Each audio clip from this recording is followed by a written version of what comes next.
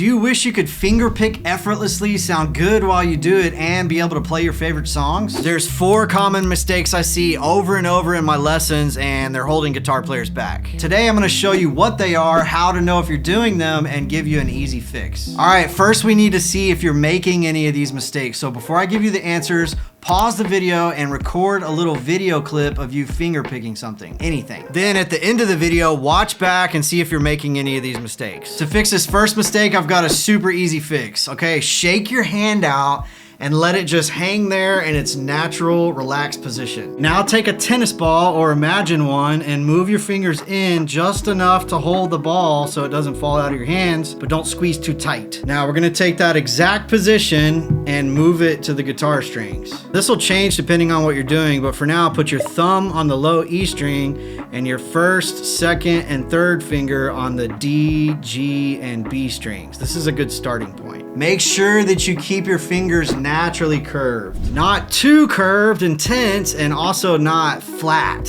If you have the wrong hand position, you're setting yourself up for failure. So we gotta start there with a good foundation first. Now, imagine for a second you're a typing teacher and your student came in typing like this. What would you tell him? Well, you'd probably tell him to keep his fingers closer to the keyboard because he'll be able to type a lot faster and move around a lot more efficiently. Well, it's the same thing with guitar. I see a lot of students starting with their fingers too high.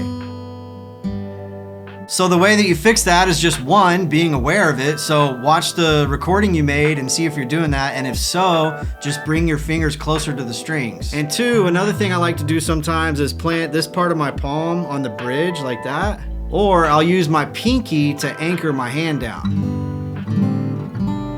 These can help you be more accurate on which strings you're plucking, but if you're not keeping your fingers close to the strings, it's gonna be really hard to move around. All right, back to my typing teachers. Your next student comes into their lesson typing like this. Now, what do you tell them? Well, I think this one's pretty obvious. They'll be able to type 3 times faster if they just use all their fingers versus just 1. And yes, I did a typing test to find out that number. Although, to be honest, I thought it was gonna be 10 times faster. But anyway, you get the point. If you're using only 1 finger when you're finger picking, it's like trying to run with just 1 leg. You're really limiting yourself on what you can do. Usually the thumb will control the first couple low strings and your second, third, and fourth finger will control the higher strings. Now, I'm embarrassed to say this, but it probably took me 5 or 10 years before I started incorporating my ring finger. I had just gotten good at just using these 3, and I didn't want to take the time to learn it. But I had a friend who was super good at classical guitar, and he encouraged me to start using my ring finger.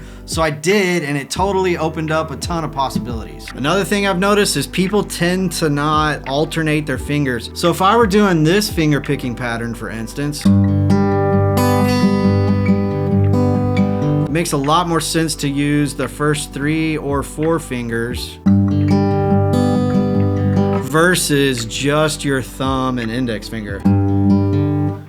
Can't even play it like that.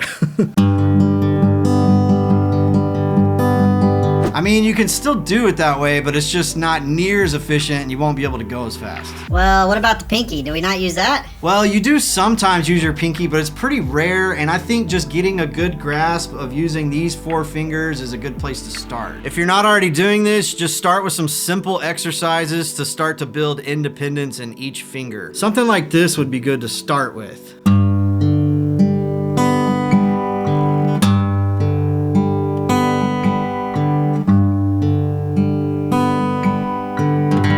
But if you're not using 4 fingers, it's just really gonna limit you on what you can do. All right, this last one is probably the most common mistake I see.